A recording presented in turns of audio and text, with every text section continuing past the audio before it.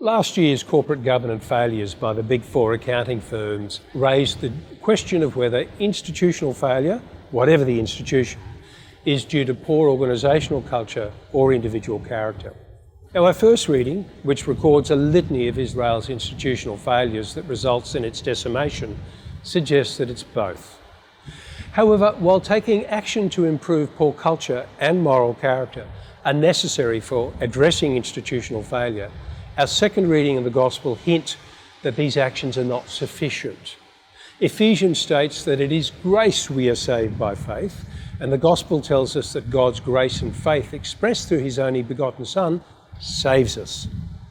It's tempting on this fourth Sunday in Lent to assume that our self-denial and our discipline, our efforts to improve culture and moral character will save us, will arrest institutional failure and decline, be it in our families, our organisations, our church, our political parties, or nation.